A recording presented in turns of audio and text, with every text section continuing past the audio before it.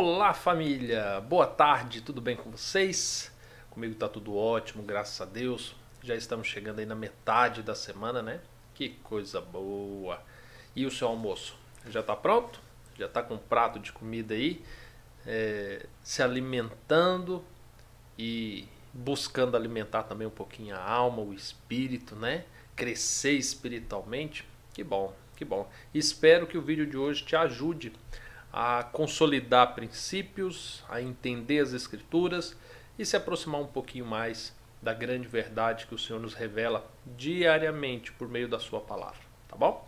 Já quero convidar você, que porventura não participa dos nossos grupos do WhatsApp, nem sabe por onde mandar suas mensagens, suas perguntas, suas dúvidas, está aqui, Acesse manualdocasamento.net/WhatsApp.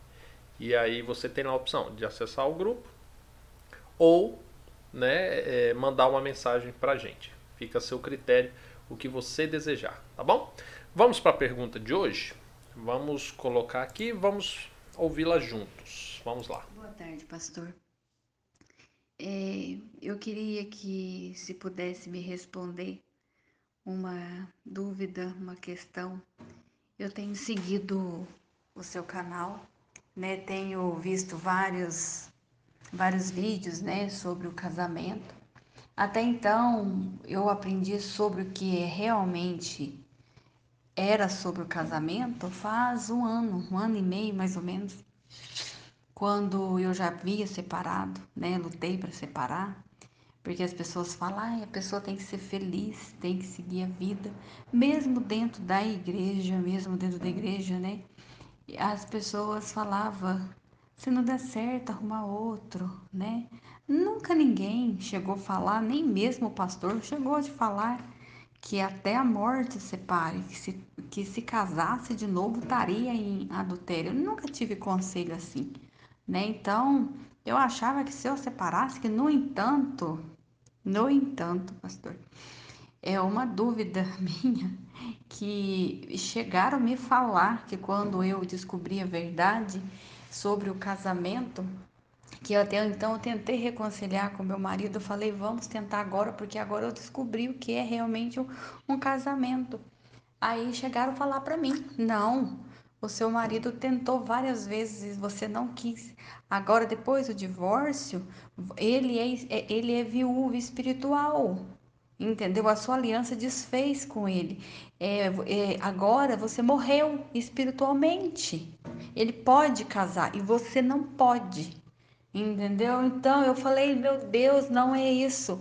E aí na cabeça dele, ele é viúvo, entendeu? Ele tá fazendo o que Deus fez, né? Ajudou a ele, porque ele foi vítima, né, coitado? Então, ele merecia uma segunda chance, né, de felicidade aqui na Terra. Aí, o que que acontece? Casou dentro da igreja, né, casou numa igreja evangélica, e o pastor, na hora do casamento, chegou a falar para ele que o casamento é um só, que a pessoa casa de novo por causa da dureza do coração, entendeu? E que se o amor acabar, olha para você ver, é tanta coisa, é tanta pessoa que não tem o conhecimento bíblico e vai seguindo a torto direito, entendeu? Aí eu fico imaginando assim agora, por exemplo, eu vejo as pessoas falando que tá no segundo casamento, mas quer ganhar a salvação. Aí a pessoa fala, mas eu era incrédula, eu não tinha conhecimento. Até na Bíblia Católica tá escrito, se casar não separe. E se separar, não case de novo. Ou reconcilie com o marido. Ou fique só, ou reconcilie com o marido. Mas não, a pessoa não quer saber disso. Eles quer ser feliz. Aí, por exemplo, a pessoa fala: mas eu quero casar, assim, eu quero seguir a Deus, eu quero estar na igreja. Aí você fica imaginando, a pessoa está dentro do segundo casamento, dentro de uma igreja cristã. Fica como aquele versículo que fala: um pouco de fermento leveda toda a massa. Aí o que que acontece? Vai ser uma igreja cheia de pecados ocultos, entendeu? Então não adianta querer ganhar a salvação sem renunciar, sem renúncias. Então não vai adiantar. A pessoa tem que colocar na cabeça, você pode fazer 1000 vídeos falando para a pessoa, mas se a pessoa não colocar na cabeça que a salvação, que o evangelho de renúncia, é para renunciar ao velho homem, para matar o velho homem, é para matar nossas velhas vontades, entendeu? Eu tenho vontade de casar de novo. Eu tive sempre na minha cabeça, mas quando fala que não é permitido, eu vou ter que renunciar à minha, eu vou ter que renunciar às minhas próprias vontades, entendeu? Porque eu posso fazer isso, mas aonde que tá? Aonde que está o teu novo homem, o teu novo nascimento em Cristo? Então, eu fico pensando comigo assim, a pessoa tem que renunciar a si mesmo, tomar a cruz e seguir, né? E é conforme o meu ex-marido já tem uma filha, né? E agora quer apresentar dentro da igreja, né? Quer apresentar para Deus abençoar. Então, quer dizer, isso significa o quê? Apresentar a Deus o relacionamento do segundo adultério, né? Mostrar a Deus que além de estar pecando, ainda tem que apresentar o fruto do pecado. Então eu não concordo com certas coisas. Não concordo mesmo, pastor. Se você puder tirar minha dúvida, eu agradeço. Fique na paz. Bem, vamos lá, né? Ela me fez uma pergunta e fez vários comentários. Então, vou dizer que nós estamos um pouco alinhados, sabe? Com o pensamento. Vamos começar pelo o mais tranquilo, né? Eu vou trazer alguns comentários. Aqui você indagou a questão da apresentação da criança, por ser fruto, né, de um adultério e tudo. Eu, particularmente, não vejo problema nisso, tá? A parte de se apresentar é uma questão individual, né, da criança com Deus, onde os pais acabam proporcionando isso. Na Bíblia nós temos, né, alguns hábitos que é apresentado, entre elas a apresentação de criança. Nós vemos Jesus sendo apresentado. Entretanto, esta cerimônia em si da apresentação, ela precisa ser questionada em alguns aspectos. Explico. Por exemplo, nós temos a apresentação de Jesus, que foi conduzida até o santuário, aonde a Shekinah, né, a presença do Senhor descia até ali. E agora nós temos nos dias de hoje esse hábito, por exemplo, de se fazer na igreja. Mas entenda o seguinte, quando nós verificamos, estudando a fundo a Bíblia, o que nós descobrimos? Que com Cristo foi se renovada uma aliança. Todo aquele ministério que era direcionado sobre 4 paredes do santuário, na verdade não eram 4, né? 5 paredes. Eu falo 5 paredes porque você imagina a construção e ela era dividida ao meio. Então tinha lugar santo e lugar santíssimo. Por isso, entre 5 paredes, de fato, aquilo lá perdeu o seu significado, tá? Em Cristo ele cumpriu todo aquele ministério e agora todo o ministério se cumpre em Cristo. Então antes você tinha que ir até um levita, um sacerdote, para ter remissão de pecado, para confessar seus pecados, para você se achegar a Deus, para você receber o perdão. Cristo cumpriu todo o papel do cordeiro, do sacerdote, do sangue, do sacrifício, tudo ele cumpriu. Hoje, para você obter o perdão, a remissão dos seus pecados, para se achegar a Deus, você vai até Cristo. Você não vai mais até o sacerdote. Cristo, quando morre, rasga-se o véu. Ou seja, a passagem ao Pai se tornou única e exclusiva por meio de Cristo. Então hoje, quando você pega a sua criança e leva-se ao templo, embora, né, as igrejas digam que as igrejas de hoje é o templo daquela época, eu não vejo fundamento bíblico para isso, tá? É possível que você se reúna em pessoas, e aí a Bíblia ensina, no livro de Atos, por exemplo, de que a reunião de pessoas, quer seja uma família, quer seja 2, quer seja 3, isso constitui-se uma igreja. Não um CNPJ, um endereço específico. Exemplo disso, meus filhos foram apresentados em casa. Um foi apresentado em casa, o outro o será ainda está muito novinho. Uma apresentação foi feita pelo meu sogro, a outra ainda não sabemos se eu farei, se outra pessoa fará, enfim. Mas não tem problema nenhuma, tá? Biblicamente, Agora entenda que existe-se o costume de se fazer na igreja. Na igreja católica, nas evangélicas, é a mesma coisa, tá? Mas isso não afeta em nada, tá? E aí outra coisa que você precisa compreender acerca daquilo que você falou da criança, por ser fruto do pecado e tudo, a criança é um novo indivíduo. Ela não foi a causa do adultério, ela não é responsável pelo adultério, ela não tem culpa do adultério. Então não precisa se desenvolver um sentimento, talvez de raiva, de repúdio, né, pela criança. Essa criança é amada por Deus. Deus fará tudo o que tiver ao seu alcance para conduzi-la à salvação, para conduzi-la à verdade. E aí, qualquer pessoa no universo que conheça a verdade tem essa responsabilidade de contribuir para que essa criança alcance essa verdade, tá bom? Mas agora vamos lá, vamos falar do casamento. Eu achei interessante quando você trouxe alguns pensamentos, né? Que na igreja onde você frequenta, frases do tipo tem que ser feliz, se não der certo, casa de novo. E as pessoas casam-se de novo por causa da dureza do coração. Presta atenção. Aonde é que está escrito que a felicidade está no casamento? Aonde que está escrito?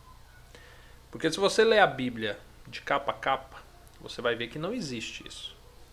A felicidade é um conjunto de coisas, de realizações, de princípios, de valores, de experiências, de comunhão. E todo esse conjunto pode lhe proporcionar felicidade. Então é possível que uma pessoa casada seja feliz. É possível que uma pessoa solteira também seja feliz, se ela estiver realizada com essa condição matrital dela. Você está percebendo? Então, essa questão, vou casar para ser feliz, isso não existe. Quando fala-se, vou casar de novo para ser feliz, aí nós temos um outro problema, porque nessa busca constante pela felicidade, nós não podemos acreditar que Deus escondeu a felicidade num segundo casamento, tá? Então, sobre esse mesmo princípio, que a felicidade ela é independente de casamento, não dá para a gente ir na contramão desse pensamento e dizer que não, que a felicidade está no segundo, no terceiro, no quarto, no quinto, tá? Porque isso também não é bíblico. É um conceito cultural desenvolvido, acredito eu, de maneira errônea, tá? Para te conduzir a determinadas coisas. E olha, é muito conveniente quando você não acha fundamentos bíblicos para trazer alguma coisa, e aí você ignora toda a Bíblia e você leva para questões pessoais, morais da pessoa. Explico. Eu já ouvi pessoas falando assim, nossa, tem que casar de novo. Ah, mas a Bíblia fala, a Bíblia não sei o quê. Aí a pessoa fala assim, não, mas você tem o direito de ser feliz. Espera aí, eu quero ser feliz. Então, já que eu quero ser feliz, eu vou ignorar o que a Bíblia diz. Sabe? Existem pessoas que falam assim, eu percebi no seu caso, tá? Pela pergunta que você fez, mas já vou falar a respeito dela. Eu percebi que no seu caso, por exemplo, foi adultério, né? Você adulterou. E aí, por causa disso, agora as pessoas falam assim, olha, você pode casar de novo porque não é justo. Peraí, quem que aplica justiça? Somos nós ou é Deus? Onde está o modelo de justiça que nós devemos seguir? Está no que o assim diz o Senhor ou está no segundo o meu coração? Está percebendo? Então tem coisas, muitas coisas, que você ignora a Bíblia e aí quem está tentando te induzir ao erro leva para questões morais sua. Para dizer coisas do tipo, olha, você tem o direito, olha, não é justo, olha, não é bem assim, olha, todo mundo faz dessa forma. Você está entendendo?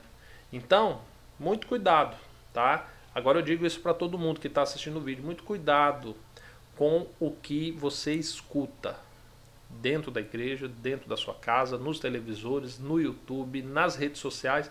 Muito cuidado, tá? Quero dizer uma outra coisa.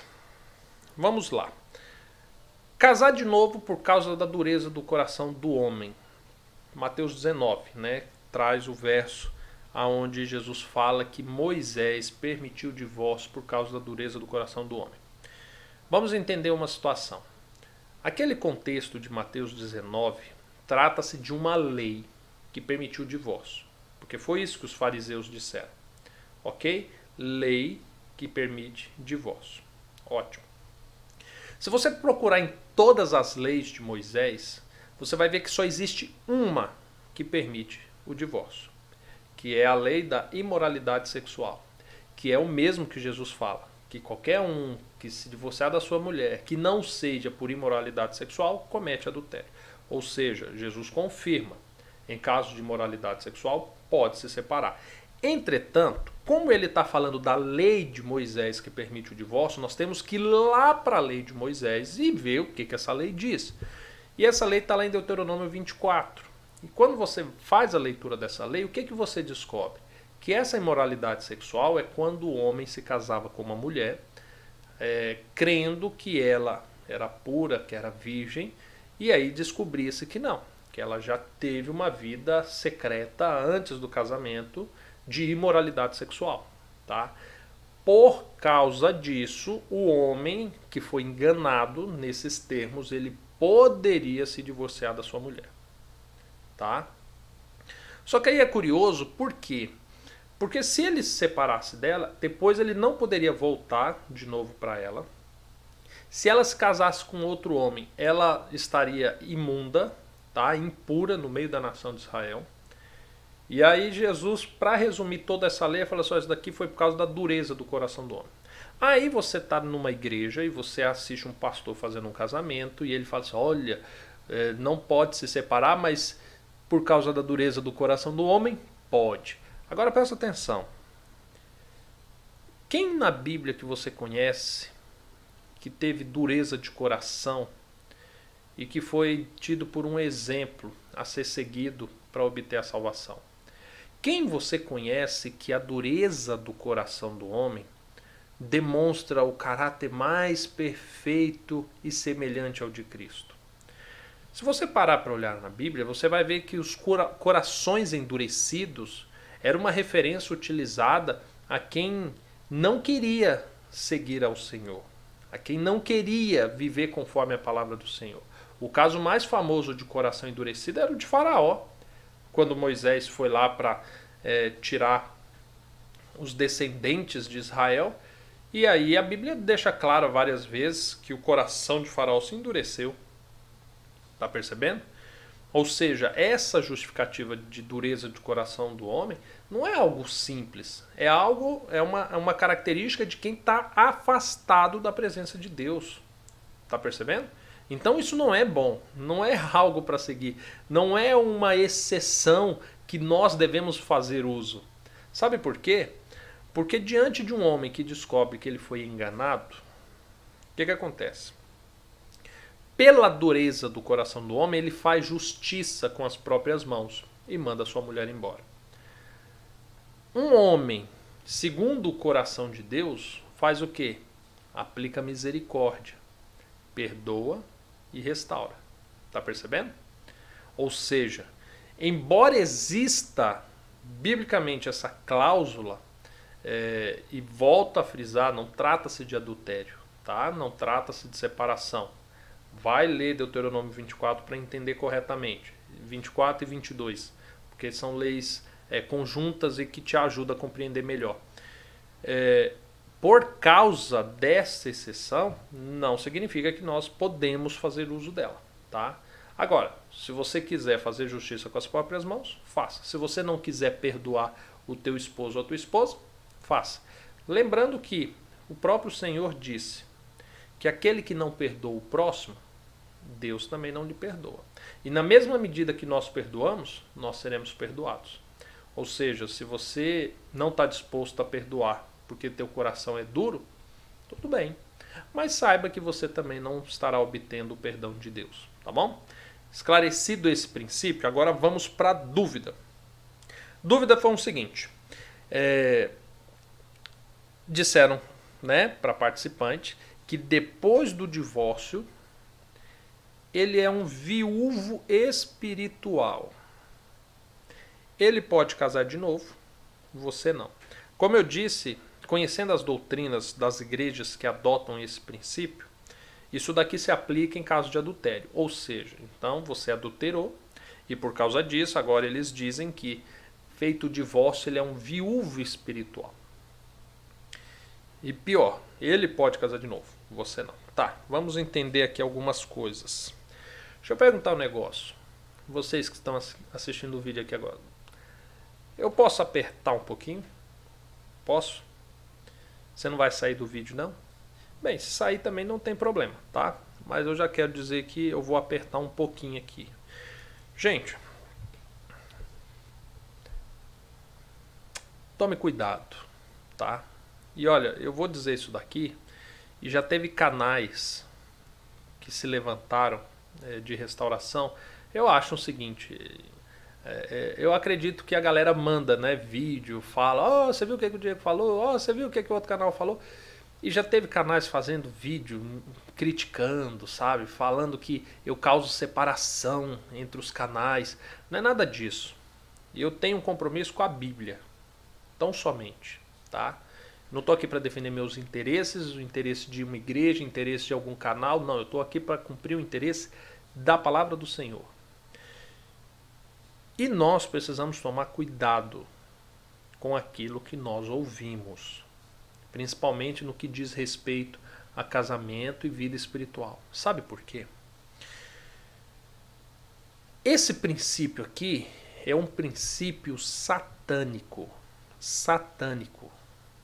Maléfico, sabe? Sabe algo que brota do inferno e aí ele vai subindo as profundezas da terra e quando chega na atmosfera aqui, no nosso plano, ele é maquiado, é remodelado bonitinho e ele é vendido nas igrejas? É isso aqui, tá? É isso aqui. Sabe por quê? Vou te explicar o porquê. Esse princípio aqui, ele está inserido fora do contexto num determinado momento em que Jesus faz a menção de que aquilo que é ligado na terra é ligado no céu, certo? Mas esse princípio trata-se de salvação, de pregação do evangelho, basta você ler o texto, tá? O texto todo. E aí você descobre que isso não se aplica a casamento. Primeiro aspecto. Segundo aspecto, biblicamente, quando fala-se em casamento, em nenhum momento a Bíblia diz que aquilo que é ligado na terra é ligado no céu. O que a Bíblia diz é que, a partir do momento que o homem deixa pai e mãe, assume um compromisso com a tua mulher e consome isso com o ato sexual, Deus os torna uma só carne. Aí, às vezes, tem pessoas que falam assim, Diego, mas é aqui na terra e no céu? Deixa eu te falar uma coisa. É aqui na terra. Você não mora no céu, tá? Você mora aqui. Seu cônjuge mora aqui. Você não tem uma vida dupla daqui e uma no céu. É aqui. Tanto que para ser desfeito essa união, Deus diz que é somente a morte que faz isso. Um padre não tem esse poder, um pastor não tem um poder, um presbítero não tem esse poder, um profeta não tem esse poder. Eu já disse isso em outro vídeo e reforço. Nem Deus tem esse poder. E vou reforçar, não estou blasfemando.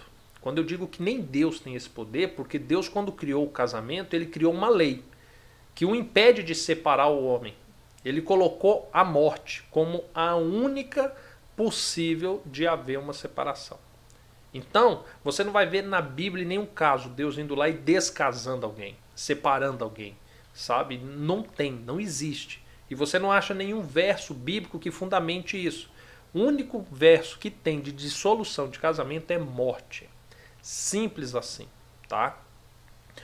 Mas vamos continuando. Eu falei que esse princípio, essa doutrina, ela é satânica, tá? E eu vou te explicar mais razões do porquê. Quando você traz o princípio de que quem foi traído pode se casar de novo e quem traiu não pode, o que está implícito nisso? Chama-se vingança. É, justiça humana. Sabe por quê? Vamos pensar o seguinte. Houve um pecado, tá? Houve um pecado. Diante do pecado, o que a Bíblia ensina que deve acontecer? Confissão, né, e arrependimento, perdão e abandono. É assim que resolve o problema do pecado. Mas aqui, nesta doutrina que eu mencionei, que ela é satânica, o que acontece? O que dizem para você? Olha, ele pecou? Então você deve perdoar? Não. Então você deve pagar na mesma moeda. Então agora você acha alguém, você casa, você vai ser feliz, você vai ter cargos na igreja, você vai ser aplaudido, você vai prosperar, você vai ser uma bênção. Ah, é? Mas e ele que traiu? O que vai acontecer?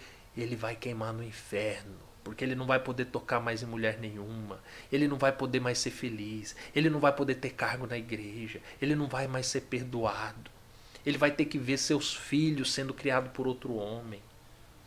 Você está percebendo o quão maléfico é essa doutrina, esse pensamento? Ela tem uma distorção bíblica, ela tem uma invocação de justiça própria, ela tem uma invocação de vingança, tá percebendo?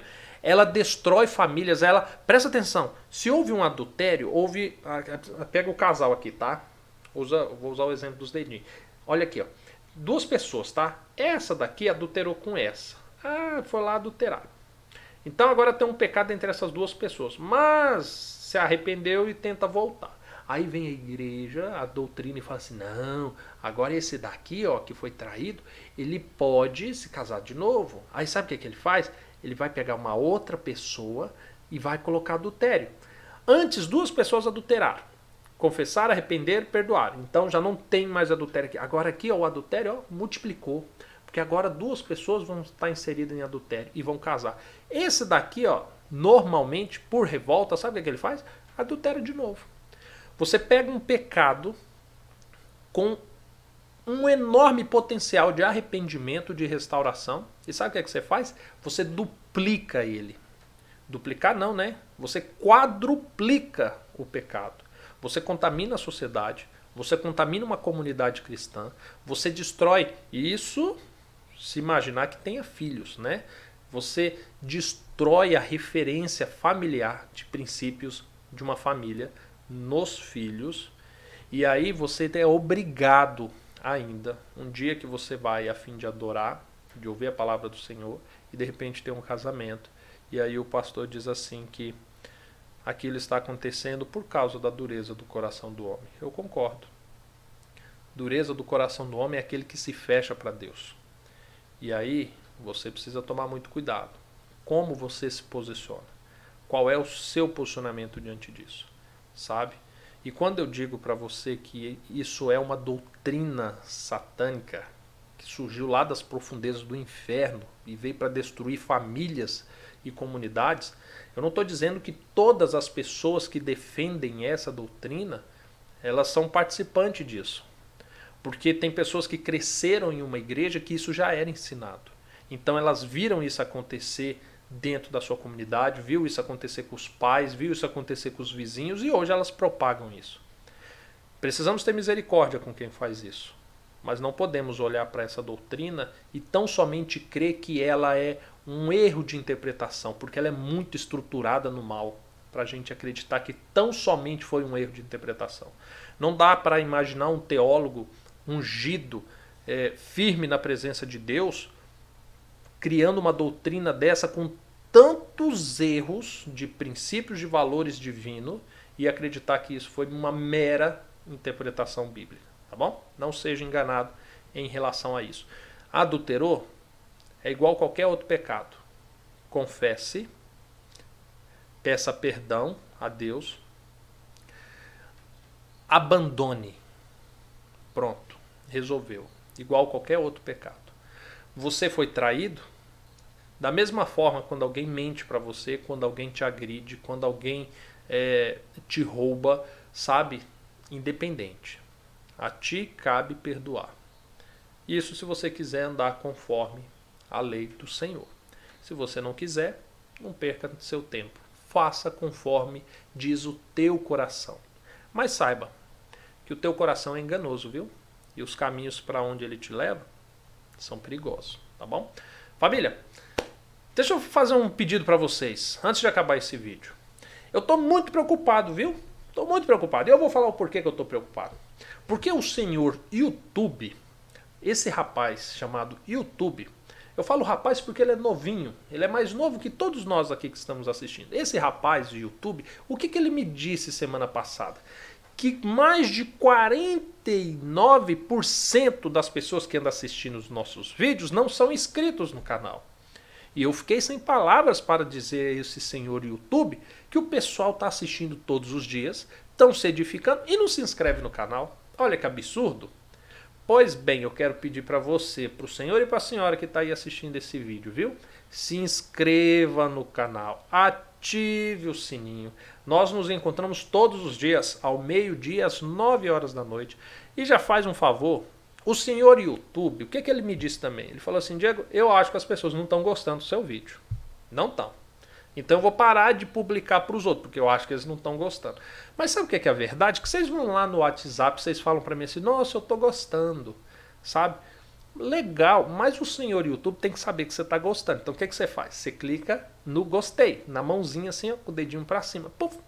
E se você quiser comentar, se você concorda, se você discorda, você vai no comentário. Tá? Assim o senhor YouTube vai saber que você está gostando do que você está ouvindo. E vai fazer com que mais pessoas também ouçam. Tá bom? Eu conto com a sua contribuição. Tá bom, família? Fiquem com Deus e nos vemos à noite, tá? 9 horas estaremos aqui novamente. E você vai me ajudar em mais uma série de atendimentos. Tá bom? Fica com Deus. Até mais. Tchau, tchau.